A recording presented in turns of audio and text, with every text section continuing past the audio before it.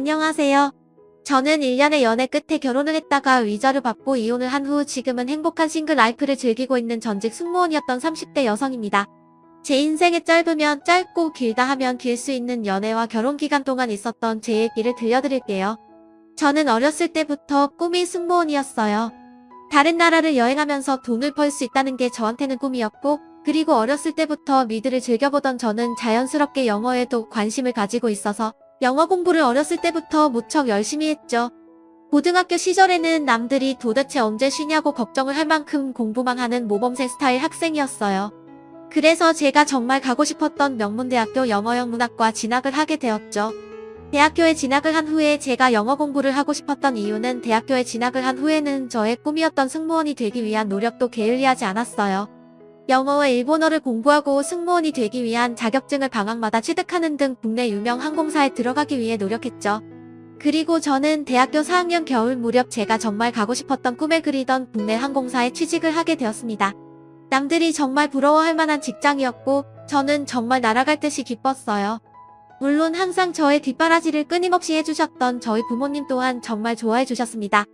사실 저는 승무원이 되기까지 제 목표를 이루기 위해 열심히 공부를 하고 자격증을 따고 학교에 다니며 시간을 보내느라 남자친구를 만날 생각은 전혀 하지 못했어요. 그래서 24살이 되도록 남들이 마법사라 말하는 모태솔로 시절을 보냈어요. 항상 친구들은 저는 왜 남자친구를 만나지 않냐며 혹시 남자를 싫어하는 거 아니냐는 말을 하기도 했지만 저는 개의치 않았어요. 남자를 만나는 것보다는 당장 제 꿈이 더 소중하다고 생각했거든요. 하지만 막상 승무원이라는 꿈을 이루게 되니 문득 저도 앞으로 함께 제 행복과 슬픔을 나눌 수 있는 남자친구가 있으면 참 행복하겠다는 생각이 들더라고요. 우연히 그때 대기업에 다니는 제 친구가 회사 동기를 소개해주겠다고 하더라고요. 너 남자 소개 받아보지 않을래? 우리 회사 개발팀 남자 동기인데 내 인스타에서 같이 찍은 내 사진 보고 마음에 들었나봐. 너 한번 소개 받을 수 없냐고 하더라. 성격도 완전 좋으니까 한번 소개 받아봐. 너도 이제 취직도 했는데 남자 만나봐야지. 네 동기면 울산 사는 거 아니야? 왜 이렇게 멀어? 난 가까이 사는 사람 만나고 싶은데. 야, 뭐 결혼을 하는 것도 아니고 그냥 만나보라는 건데. 한번 만나보고 영 아니면 안 만나면 되잖아. 그냥 소개팅 경험하는 셈 치고 한번 만나봐. 친구 말대로 전 지금껏 연애는커녕 소개팅 경험도 없었어요. 그래서 믿자야 본전이겠다는 가벼운 마음으로 인생 첫 소개팅을 나서게 되었습니다. 안녕하세요. 지욱씨, 저 소개받기로 한 김대웅이라고 합니다. 이번 주 일요일 대전역 앞 광장에서 오후 2시 어떠세요? 친구에게 전화번호를 주고 받은 다음 날 바로 연락이 오더라고요. 그렇게 저희는 바로 만날 약속을 잡고 당일이 되었어요. 서울과 울산 중간쯤인 대전에서 만날 약속을 잡은 우리는 역 앞에서 처음 만났죠. 큰 키에 어두운 색의 청바지, 흰 셔츠를 입은 그를 보니 제가 생각했던 것보다 더 호감형의 사람이더라고요. 그리고 근처 분위기 좋은 식당에 가서 점심을 먹었어요. 저는 웰던으로 주세요. 저도 같은 것으로요. 스테이크를 시키고 이런저런 대화를 나누기 시작했죠. 지욱씨는 실제로 보니까 더 단아하고 예쁘신 것 같아요. 그래요? 감사해요. 승무원이시라고 들었는데 너무 멋지신 것 같아요. 대웅씨도 좋은 회사 다니시잖아요. 거기 들어가기 엄청 어려운 곳이라고 들었는데 너무 겸손하신 거 아니에요? 이런저런 일상적인 대화를 나누다 음식이 나왔고 자연스럽게 제 스테이크를 썰어서 앞에 놔주더라고요. 처음에는 가벼운 호기심으로 만나보기로 한 건데 착하고 매너 좋은 모습에 호감을 느끼게 되었어요. 그렇게 첫 만남 이후로 각자 돌아간 후 저희는 자연스럽게 연락을 계속하게 되었어요. 지욱씨, 오늘은 뭐해요? 저는 오전에 원래 회의가 있어서 바빴어요. 오늘 점심은 동기랑 같이 밖에서 순댓국밥 먹으려고요. 회사 근처에 맛있는 순댓국집이 있거든요. 다음에 지욱씨 놀러오면 같이 먹으면 맛있겠다. 그렇게 시시콜콜한 일상 대화를 주고받았죠. 평소라면 별로 궁금하지 않았을 것 같은 다른 사람의 일상에 대해서 듣는 것이 생각보다 재미있더라고요. 마치 이미 제 남자친구인 것처럼 조잘조잘 일상에 대해서 얘기해주고 저에 대해서 묻는 그가 약간은 귀엽기도 했어요. 지욱씨, 오늘 하루 잘 보냈어요? 전 오늘 회사에 일이 좀 많았어요. 지욱씨도 비행하느라 힘들었죠? 오늘 푹 자요? 아무리 바빠도 자기 전에 꼭 연락해주는 사람이 있다는 게 참 색다르고 좋더라고요. 그렇게 잦은 비행으로 바쁜 나날들을 보내다가 드디어 두 번째로 만나게 되는 날이었어요. 매일 연락을 주고받으면서 꽤 많이 친해지게 된 상태였죠. 혹시 우리가 이미 사귀고 있는 상태인데 말만 못하고 있는 건가? 내가 먼저 말을 꺼내봐야 하나? 라는 생각이 들던 중 그가 조심스럽게 말하더라고요. 지욱씨, 저는 지욱씨가 좋은데 지욱씨는 어떠세요? 전 처음부터 너무 만나고 싶었어요.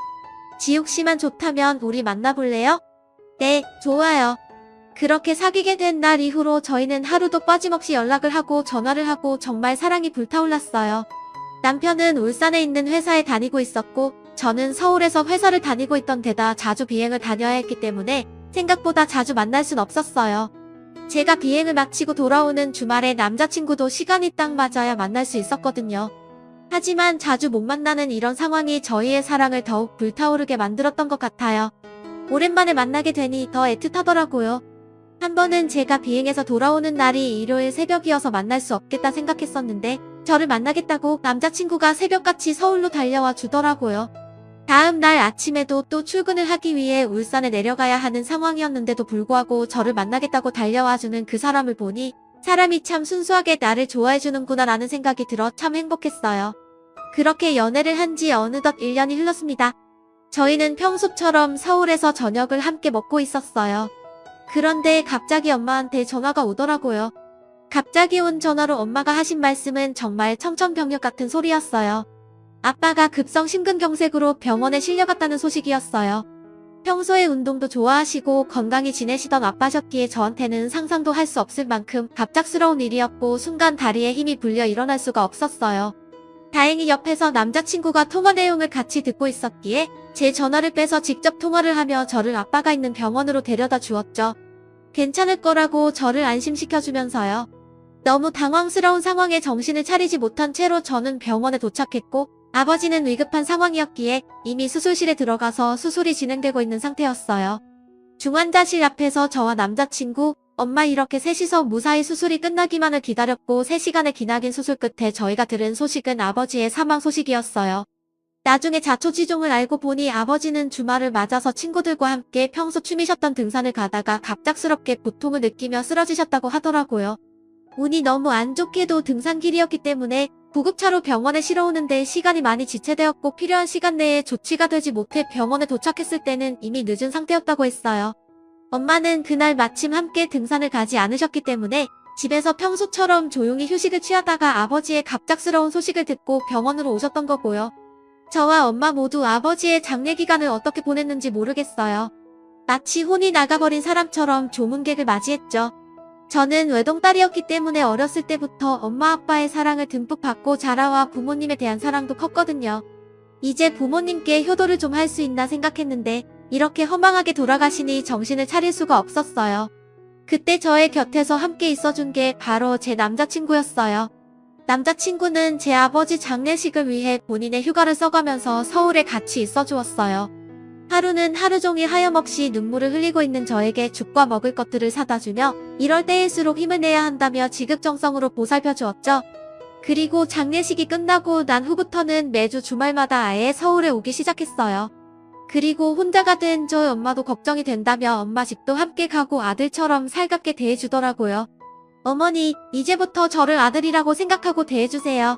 집안에 남자가 없어서 하기 힘든 일들은 다 저 불러주시고요. 이럴 때일수록 더 힘내서 드셔야 돼요. 오늘은 지우랑 같이 셋이서 맛있는 거 먹으러 가요. 처음엔 너무 순하고 어리버리해 보인다며 남자친구를 별로 좋아하지 않던 저희 엄마도 아들처럼 살갑게 먼저 다가와주는 모습에 본인이 사람을 너무 겉만 보고 판단했다며 나중엔 오히려 언제 오냐고 더 찾더라고요. 저희 집에 아버지의 빈자리는 생겼지만 자주 찾아와주고 신경을 써주는 남자친구가 있었기에 아버지의 빈자리를 너무 크게 느끼지 않을 수 있었고 저와 엄마는 차츰 천처럼 일상을 회복할 수 있었어요. 그렇게 연애를 한 지 1년 정도 되었을 무렵 저희는 1주년 기념으로 여행을 떠나게 되었는데요. 제주도 호텔에서 묵었던 그날 저녁 남편은 저에게 프로포즈를 해주었습니다. 더 이상 외롭지 않게 해주고 싶다며 자신이 행복하게 해주고 싶다면서요. 아버지를 잃고 그 빈자리를 채워주며 힘을 주었던 남자친구에게 신뢰를 가지고 있었던 저는 그의 프로포즈에 그와의 결혼을 결심하게 되었고 그해 가을 저희는 부부가 되었습니다. 하지만 평생 행복할 거라고만 생각했던 그와의 결혼 생활은 처음부터 삐걱대기 시작했어요. 결혼 이후에도 승무원 일을 계속 하고 싶었기 때문에 신혼집을 서울에서 얻었고 주말마다 남편이 올라오는 주말 부부 생활을 하게 되었거든요. 하지만 비행 스케줄이 일정치가 않은 승무원이란 직업의 특성상 결혼해도 같이 집에 있는 일이 너무 드물었고 결국 남편은 제가 일을 그만두기를 원했어요. 지유야, 너 지금 다니는 항공사 그만두는 건 어때? 너무 자주 비행 다니고 주말에 내가 서울집에 가도 우리 자주 볼 수도 없잖아. 우리 이제 아기도 낳아야 하잖아. 그러면 한 곳에 정착하는 게 좋지 않겠어? 나 조금 있으면 승진도 하니까 내가 굳이 계속 일하지 않아도 우리 아이 낳고 충분히 여유롭게 생활할 수 있어. 물론 내가 지금 하고 있는 일 너무 좋아하는 거 알아. 그렇지만 내가 더 잘할게. 우리 울산으로 이사가서 더 재밌게 행복하게 살자.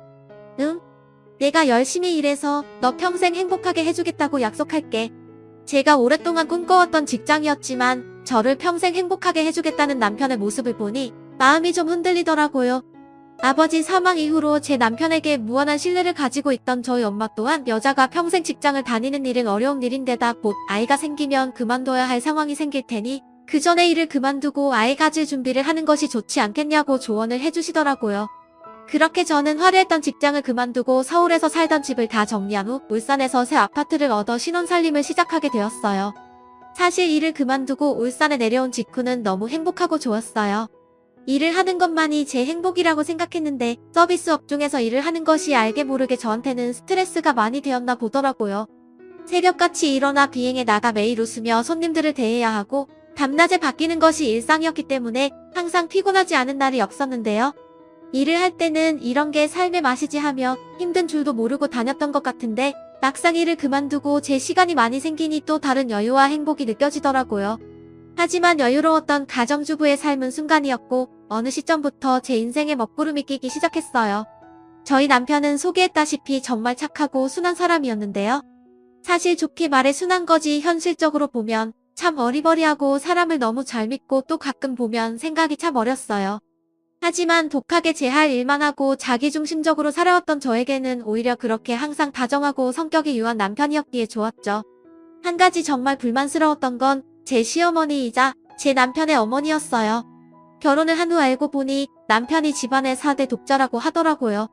거기다 남편이 초등학교를 다닐 때쯤 아버지가 돌아가셔서 홀어머니 밑에서 자랐고요. 어머니는 동네에서 작은 반찬 가게를 하시며 남편을 혼자 키우셨는데 시대가 어느 시대인데 독자라고 아직도 다 큰아들에게 우리 아들 이라며 아이 취급을 하셨어요. 집에만 가면 아이고 옹아 우리 아들 아니 우리 아들은 어떻게 결혼을 하고 나서 계속 살이 쭉쭉 빠지니? 밥은 잘 먹고 다니는 거야? 새 아기가 밥을 잘 안 해주니? 맛이 없어? 아이고 엄마가 밥을 좀 해서 가져다 줘야겠다. 우리 아들이 이렇게 밥을 못 얻어먹고 다녀서 어떡하니? 아니 다 큰아들 살이 빠진 게 뭐가 대소라고 며느리 앞에서 다 들리는 큰 소리로 그런 말을 하는 건지 정말 기가 찼지만 괜한 싸움을 하고 싶지는 않았기 때문에 그저 어색한 웃음을 지으며 옆에서 제 잘못이라는 척 받아쳤죠. 어머니 제가 일만 하느라 요리를 별로 배워본 적이 없어서 그런가 봐요.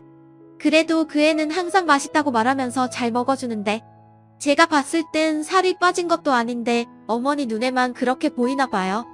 그래도 앞으로는 더 맛있는 거 많이 해서 잘 먹일게요. 걱정 마세요. 예 그래라. 우리 웅이는 갈비찜을 좋아해. 그것도 내가 해주는 갈비찜을 그렇게 잘 먹어. 갈비찜 할 때는 너 설탕 쓰지 말고 꼭 과일을 갈아서 넣어야 한다. 그래야 몸에도 좋아. 웅이는 내가 어렸을 때부터 좋은 것만 해먹여서 그런 건 귀신같이 알아. 아니 그냥 다음에 갈비찜 하는 법 알려줄 테니까 우리 집으로 와라. 웅이는 쉬어야 하니까 그땐 너 혼자 와. 내가 하루날 잡고 제대로 알려주마. 저는 사실 요리하는 것을 별로 좋아하지 않았기 때문에 굳이 요리를 배우고 싶은 마음은 없었지만 그냥 감사한 척했죠. 그런데 옆에서 헤헤거리며 고맙다고 말하는 남편을 보니 더 짜증이 나더라고요. 그렇게 약간씩 삐걱거리며 불안한 하루하루를 보내던 어느 날이었어요. 저는 사실 경제관념이라고는 별로 가지고 있지 않은 사람이었는데요. 정말 남들이 생각하는 돈에 무관심한 인간 그 자체였어요. 돈이 통장에 들어오면 들어오는 거고 쓰면 쓰는 거였죠. 다른 승무원 동기들은 헤어, 메이크업, 명품 가방, 시계 등을 사며 월급을 쓰는 동안에도 저는 기본적으로 필요한 물품들 이외에 대해서는 굳이 갖고 싶은 마음이 들지 않아서 돈을 쓸 일이 거의 없었어요. 남편 또한 제가 돈에 크게 관심이 없다는 것을 알고 있었기 때문에 저희 부부의 돈 관리는 자연스럽게 남편이 도맡아 했었는데요. 제가 일을 그만두고 나서 가정주부가 된 이후에도 전체적인 돈 관리는 모두 남편이 하고 저는 제 생활에 필요한 돈은 카드로 사용했기 때문에 경제 상황에 대해서는 크게 관심을 갖지도 신경을 쓰지도 않으며 살아가고 있었어요. 그러다 큰 사단이 난 것은 연희 때처럼 같이 거실 소파에 앉아 TV를 보던 어느 날이었어요. 함께 좋아하는 예능 프로그램을 보며 치킨을 시켜놓고 기다리고 있었죠. 갑자기 남편이 뜬금없는 얘기를 꺼내더라고요. 지우야, 우리 이사 가는 거 어때? 지금 우리가 살고 있는 집은 시내 한가운데 있어서 사람도 너무 많고 정신없잖아. 내가 들어보니까 이번에 새로 개발하는 동네에 아파트가 생기는데 그 주변에 나중에 개발이 많이 될 예정이라 집값이 많이 오를 거라고 하더라. 우리가 지금 저렴할 때 그 집을 사놓으면 완전 개이득인 거야. 처음에는 갑자기 이사를 가자니 그게 무슨 뜬금없는 소리인가 싶었죠. 그것도 멀쩡히 잘 살고 있는 집에서 말이에요. 갑자기 그게 무슨 소리야? 난 지금 이 집 너무 마음에 드는데. 터미널도 가까워서 서울 가기도 좋단 말이야. 그리고 오빠가 말한 그 동네 말 그대로 완전 이제 개발 시작하는 동네잖아. 주위에 아무것도 없지 않아? 아무리 나중에 동네가 개발된다고 해도 그렇지 적어도 10년은 기다려야 할 텐데 그게 무슨 의미가 있어. 난 싫어. 저는 부모님 댁도 친구들도 서울에 있어서 터미널이 가까이에 있고 시내 중심에 있는 아파트에서 다른 곳으로 이사를 가고 싶은 마음이 없었기 때문에 딱 잘라 싫다고 말했죠. 그랬더니 남편 표정이 눈에 띄게 안 좋아지더라고요. 마치 우리가 당장 이 아파트를 나가 더 싼 아파트로 이사를 가지 않으면 안 되는 사람처럼 말이에요. 제가 아무리 돈에 관심이 없고 눈치가 없다지만 뭔가 이상하다는 생각이 들었어요. 그런데 진짜 수상하다 싶을 만큼 계속 이사에 대한 얘기를 꺼내더라고요. 그래? 그럼 우리 그냥 엄마 집에 들어가서 같이 살까? 너 요즘 집에서 혼자 있는 거 엄청 심심해하잖아. 엄마 집에 가서 같이 살면 재밌지 않겠어? 엄마 일도 좀 도와드리고 너 요리하는 것도 안 좋아하잖아. 같이 살면 엄마가 요리도 많이 해주실 텐데 넌 더 편해지지 않을까? 응? 아니 무슨 헛소리를 하는 건가 했어요. 눈치가 없는 건가? 내가 자기 엄마 집에 들어가서 같이 살게 되면 2인분 할 요리를 3인분 해야 돼서 더 일도 많아지고 불편하고 힘들 텐데 거기다 또 반찬을 배우라느니 알려주겠다느니 귀찮은 소리만 해대실 것이 뻔한데 말이에요. 식은땀을 뻘뻘 흘리면서 이사를 해야 한다는 둥 어머니 집에서 함께 사는 것이 좋겠다는 둥의 소리를 하며 눈치를 보는 것을 보니 뭔가 일이 있긴 하구나라는 생각이 들었어요. 그래서 남편을 계속 추궁하기 시작했죠. 무슨 일인지 말해보라고. 갑자기 그런 얘기를 하는 데에는 이유가 있지 않겠냐고 계속 물었어요. 처음에는 아무것도 아니라고. 그냥 동기가 이번에 새로 개발되는 동네에 좋은 아파트가 생기니 추천을 해줘서 그런 거라며 말을 돌리던 남편도 제가 여러 번 추궁을 하니 그때가 되어서야 조금씩 진실을 말하더라고요. 사실은 내가 이번에 주식 단타를 좀 했어. 이번에 제약주가 많이 올랐단 말이야. 친구가 그 주식으로 이번에 3천만 원을 벌었다잖아. 그래서 나도 당신한테 좋은 것 좀 해주려고 그 주식을 샀는데 이번에 그 회사 경리팀 사람이 자금 횡령을 크게 했더나 봐. 주가가 폭락했어. 나는 그것도 모르고 주가가 내려가니까 추가 매수를 하다가 엄청 물려버려서 나도 모르게 돈 다 잃을까봐 팔아버렸는데 이미 늦었더라고. 여보 진짜 미안. 내가 다 잘하려고 그런 건데. 정말 어이가 없어서 말을 할 수가 없었어요. 알고 보니 남편 동기 중에 주식광이 있어서 옆에서 남편을 엄청 부추겼나 보더라고요. 남편은 엄청 순진한 데다가 경제 개념도 별로 없으니 주식을 하면 돈이 많이 불어난다는 얘기에 별 생각 없이 추천받은 주식을 산 거였고요. 다행히 처음에 그 추천받았던 주식이 한동안은 점점 올랐나 보더라고요. 주식이 오르는 것을 보고 돈 버는 재미를 한번 맛보게 된 남편은 그 후로 더 공격적으로 이 주식 저 주식을 사보기 시작했고요. 순식간에 월급의 배 이상 되는 돈을 벌게 되자 점점 더 위험성이 큰 주식에 손을 대게 되었고 마치 예견되었던 일처럼 주식이 폭락해서 손도 댈 수 없을 만큼 돈을 잃게 되고 만 거죠. 남편에게 주식을 해보라고 꽂았던 그 동료는 처음 주식하면 그 정도는 있을 수 있는 일이라며 돈이야 잃으면 다시 벌면 된다. 일단 당장 투자할 돈이 없으니 집을 담보로 대출을 받아서 하면 된다고 알려줬대요. 그 말에 남편은 처음 벌었던 대로 다시 시작하면 된다고 순진하게 혼나던 그 말을 믿고 집 대출을 받아 다시 주식에 투자를 한 거고요. 그리고 이번엔 그 돈까지 다 말아먹었던 거죠. 어쩐지 이상하다 했어요. 저희 남편이 어리버리하긴 해도 돈에 욕심이 많은 사람은 아닌데다 혼자서는 집을 담보로 대출을 받겠다는 생각을 할 수 있는 사람이 아닌데 말이에요. 아무튼 그날 남편은 저에게 손이 발이 되도록 싹싹 빌고 빌었어요. 너무 황당하고 어이가 없었던 저는 바로 친정엄마께 전화를 걸어 사정을 얘기했고요. 엄마 어떡해. 그이가 이번에 주식을 냈나봐. 그것도 돈을 다 털어서. 그런데 그 돈을 다 날렸대. 엄마 집 대출도 받아서 주식에 올인했는데 그 돈도 다 날렸나봐. 다행히 친정어머니가 잘 모아두셨던 아버지의 사망보험금으로 저희를 도와줄 수 있다고 하셨어요. 그게 다 엄마의 노후자금으로 쓰여야 하는 돈이라서 받을 수 없다고 알아서 해결하겠다고 한사코 거절했지만 딸의 사정을 다 알게 되었던 엄마는 그냥 두고 볼 수 없었나 봐요. 그것도 시어머니가 어떤 성격인지 아는데 시어머니 집에 들어가서 같이 살게 둘 수도 없었을 거고요. 그렇게 당장 급한 불은 엄마의 도움으로 해결했죠. 그리고 이번에 처음이자 마지막 실수라고 생각해야겠다 하고 남편을 용서하기로 결심했어요. 사람이 인생을 살면서 한 번쯤은 실수를 할 수 있는 거잖아요. 이 실수를 발판 삼아 다시 재기하면 되겠다 생각했죠. 당장은 이사를 가지 않고 엄마의 도움을 받을 수 있으니 오히려 이럴 때 서로 믿음을 다시 주고 일어서야겠다 생각했어요. 또 제가 가장 힘들 때 옆에 있어줬던 남편이었고 사람이 착한 게 죄지라는 생각으로 이번 한 번만 넘어가 주었어요. 그런데 안 좋은 일은 한 번으로 끝나는 게 아니더라고요. 주식으로 돈을 한 번 벌어본 사람은 그 기억을 잃지 못한다고 하던데 이번엔 저희를 소개시켜 주었던 남편의 회사 동기이자 제 친구로부터 또 한 번의 청천벽력 같은 소식을 듣게 되었어요. 사실 그 친구는 제 대학 동기였기 때문에 오랜 친구도 아니었고 대학을 졸업한 이후로 자주 연락을 하던 친구는 아니었는데 갑자기 뜬금없이 연락을 해오더라고요. 지우야 혹시 너네 집 무슨 일 있니? 응? 아니 이런 무슨 일 그게 내가 회계팀에서 일하잖아. 그런데 이 일을 내가 알고 있는지 확인해보는 게 좋을 것 같아서. 보통 이런 일은 가족과 상의를 하고 있을 텐데 아주 문제가 있지 않은 이상 퇴직금 중간정산을 하는 일은 잘 없거든. 퇴직금 중간정산 그게 무슨 말이야? 나는 처음 듣는 일인데? 뭐? 내 남편은 너도 다 알고 있고 이미 상의를 끝냈다고 하던데 무슨 일이지? 대웅씨가 이번에 퇴직금 중간정산을 해갔어. 꽤 큰 돈이야. 원래 중간정산이 절차도 복잡하고 집안에 문제가 있지 않은 이상 하는 일이 잘 없는데 갑자기 중간정산을 신청했기에 좀 이상하다고 생각했지. 어서 대웅씨한테 무슨 일인지 확인해보는 게 좋겠다. 갑자기 들려온 또 뜬금없는 소식에 전 어안이 너무 반방하더라고요. 전 퇴직금을 중간에 정산받을 수 있다는 사실조차 모르고 있었거든요. 그리고 그런 중요한 일을 저하고 단 한마디의 상의도 없이 했다는 사실이 저를 분노에 빠지게 했어요. 친구한테 알려줘서 고맙다는 인사를 하고 전화를 끊은 뒤 이 일을 어떻게 해야 하나 고민을 했습니다.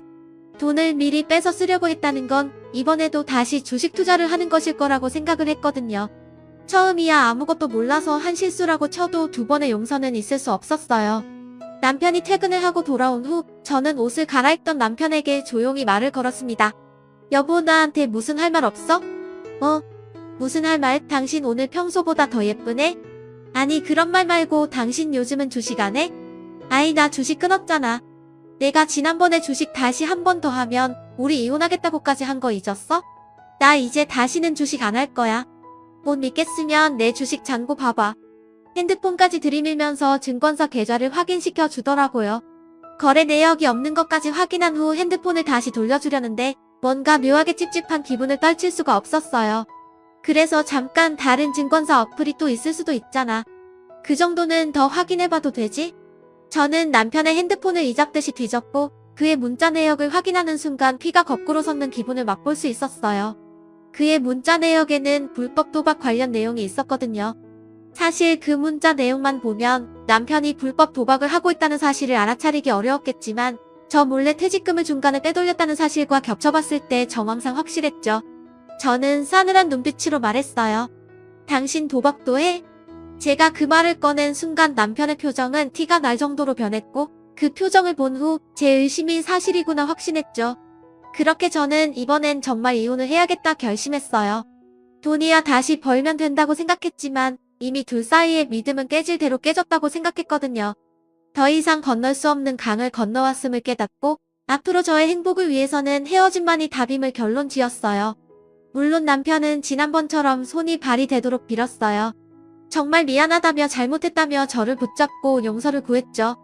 처음엔 이 불법 도박이 주식보다 더 돈 벌기 쉬울 거라고 해서 시작한 건데 이렇게 될 줄은 몰랐다며 자기한테는 저밖에 없다고 저 없이는 자신은 살 수 없을 거라며 제발 이혼하자는 말은 하지 말라고 말하더라고요. 아마 처음이었으면 저를 붙잡고 울면서 호소하는 남편의 말을 믿었을 거예요. 평소에도 순진한 남편이니 나쁜 사람들의 속임수에 잘못 넘어가 한 번 실수했겠구나. 다시는 이런 일이 일어나지 않게 잘 타이르고 다시 잘 시작해봐야지 했겠죠. 그런데 두 번째잖아요. 그것도 주식도 아닌 불법 도박. 주식을 하다 돈을 잃은 것도 어이가 없는데 불법 도박이라니. 사람이 한 번 정신이 휙 돌아가면 돌아오기 쉽지 않다는 게 사실인가 봐요. 불법 도박이라는 게 진짜 인생에 희망이 없고 정신 나간 사람만 하는 건 줄 알았는데 멀쩡히 대기업 잘 다니고 있는 사람이 불법 도박에 손을 대다니 말이에요. 저는 그렇게 애원하는 남편을 뒤로하고 잠에 들었어요. 저는 아침이 밝자마자 이전에 미리 알아두었던 이혼 전문 변호사 사무실에 갔어요. 이혼을 결심한 순간 더 이상 남편과 마주하고 싶지 않았어요. 이혼 소송을 했어라도 이혼에 대한 위자료를 다 받아내고 끝내고 싶었어요. 다행히 상담을 하면서 제 결혼 생활과 이혼을 결심하게 된 과정에 대해 말씀드리니 주식으로 인한 공동재산 탕진과 불법 도박에 대한 것은 충분한 이혼 사유이며 상대방 뒷책임이 확실하니 위자료를 받을 수 있을 거라고 하더라고요. 그렇게 1차적으로 변호사 상담을 마치고 이혼 서류 작성할 준비를 다 한 후 집에 돌아오고 있는데 시모에게 전화가 오더라고요. 아침 대바람부터 전화가 오는 게 짜증이 났어요. 솔직히 전날 있었던 일을 생각하면 어차피 연을 끊을 건데 전화를 받아야 하나 속으로 100번 정도 고민을 했지만 대체 무슨 말을 하려고 이 아침부터 전화 하나 들어나 보자라는 생각으로 전화를 받았죠. 아침부터 무슨 기차 화통을 삶아 먹었는지 전화를 받자마자 소리를 빽빽 지르더라고요. 얘, 너 어제 대웅이랑 같이 집에 좀 들러야 하니까 왜 알았어? 내가 대웅이 좋아하는 갈비찜하고 기다릴 테니까 오라고 했잖아. 참 너무 어이가 없는 얘기를 듣다 보니 저녁 먹으러 시본집에 간다고 했던 것도 까먹었더라고요. 그래도 사람을 기다리게 한 건 잘못했으니 짜증은 났지만 사과를 드렸어요. 아, 어머니 죄송해요. 그이가 좀 아프다길래 정신이 없어서 못 갔네요. 연락은 미리 못 드려서 죄송해요. 뭐? 우리 대웅이가 아파하기에는 애가 아프면 나한테 제일 먼저 말을 해야지. 왜 그걸 두고만 보니? 병원에 갔어? 아픈 애가 오늘 출근을 한 거야? 아니 왜 아픈 애를 출근을 시키니? 이게 다 그 애가 혼자 돈을 버니까 부담스러워서 아팠다고 생각하는 거야? 이게 다 그 애가 혼자 돈을 버니까 부담스러워서 아파도 쉬지를 못하는 거잖아. 너도 아기 당장 안 가질 거면 좀 소일거리라도 찾아서 일해라. 그래야 집안에 좀 보탬이 될 거 아니니? 아니다. 아예 본격적으로 우리 반찬 가게 나와서 일 좀 돕는 게 좋겠다. 내가 결혼한 지 몇 년이 됐는데 아직 제대로 할 줄 아는 반찬이 없잖아. 그게 다 내 버릇해서 그런 거야. 여기서 일도 좀 하고 그러면 나아질 거다. 변명을 한다고 한 건데 제가 하필 그 인간이 아프다는 변명을 하는 바람에 무슨 따발총을 쏘듯 잔소리를 하시더라고요. 그리고 결론은 저 때문에 남편이 아픈 거고 저 때문에 남편은 쉬지도 못하는 게 되더라고요. 제가 원해서 일을 그만둔 것도 아닌데 남편 혼자 일 시키는 나쁜 아내가 되었고요. 시어머니의 폭풍 잔소리를 듣고 나니 왜 제가 이런 집안이랑 결혼을 해서 사서 고생을 하고 있나 갑자기 후회가 되었어요. 당장이라도 이 집을 탈출하는 게 좋겠다고요. 그렇게 생각이 딱 드는 순간 가만히 있으면 안 되겠더군요. 전화를 바로 끊어버린 후 집안에 있는 남편의 짐을 다 싸기 시작했어요. 옷가지들부터 시작해서 남편의 전자제품, 칫솔, 시계 등등 남편이 사용하던 모든 것들을 다 상자 안에 넣었죠. 그리고 1톤 용달 트럭을 불렀어요. 요즘은 심리전이 많아서 그런지 집안의 모든 것들을 다 싸기 시작했어요. 핸드브론 어플이 잘 되어 있어서 부르면 바로 오는 데다가 요청하신 내용까지 트럭 기사님이 다 해주시더라고요. 남편이 사용하던 짐을 담은 상자를 트럭에 가득 실은 후에 제 요청 사항을 따로 말씀드렸어요. 제가 드리는 이혼 서류가 담긴 봉투를 배달하는 집의 집주인에게 잘 전달하고 오시면 된다고요. 꼭 직접 전달해달라고 말씀을 드렸죠. 그렇게 시어머니 집 주소 연락처를 가지고 용달차가 떠난 후 1시간쯤 지났을까 시어머니한테 전화가 오더라고요. 얼마나 또 소리를 빽빽 지르실까 기대하며 전화를 받았어요. 그리고 현관 벨소리가 울렸어요. 전화를 한 걸로 모자라 집까지 찾아왔더라고요. 얘, 이거 뭐냐? 집에 이거 다 무슨 짐이야? 이거 다 대웅이 물건들인 것 같은데 그걸 왜 우리 집에 보내니? 저는 최대한 여유 있어 보이는 미소를 지으며 차분하게 대답했죠. 어머니, 제가 더 이상 어머니의 정신 나간 아들과는 살 수가 없어서 그냥 어머니가 다시 끼고 키우시라고 짐 돌려보냈어요. 어머니한테는 아무리 망나니 아들이라도 소중하실 거 아니에요. 어머니가 그렇게 소중하게 끼고 아끼는 아드님께서 모아놓은 돈을 주식으로 다 탕진한 걸로 모자라서 집을 담보로 대출받아 그 돈까지 주식으로 다 쏟아붓더니 이번엔 퇴직금을 중간에 정산받아서 불법 도박을 했다고 하네요. 그것도 그 돈을 다 날렸고요. 어머니, 제가 이혼 서류 동봉하신 거 보셨죠? 이번에 상담 받아보니까 상의 없는 주식 투자로 인한 공동재산 탕진과 불법 주식은 100% 그 인간 귀책이라고 하시네요. 전 제 경제적 정신적 피해 보상 다 받고 이혼할 계획이니까 이혼은 안 할 거예요. 전 제 경제적 정신적 피해 보상 다 받고 이혼할 계획이니까 그렇게 아세요. 뭐? 그게 다 무슨 소리야? 내가 잘못한 거겠지? 대웅이처럼 착하 내가 무슨 불법 도박을 해? 주식으로 돈을 잃은 건 그 실수잖아. 사람이 실수를 한 번 할 수 있는 건데 너가 한 번 봐주면 되지 왜 그러니?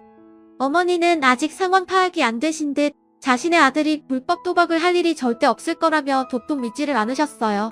그렇게 남편이 퇴근 후 모든 것을 털어놓은 후에야 믿으셨죠. 그 후에도 시모는 계속 저를 찾아와서 잘못했다고 아들을 좀 용서해달라며 사정사정을 하더라고요. 남편은 오히려 너무 미안했는지 코빼기도 보이지 않고요.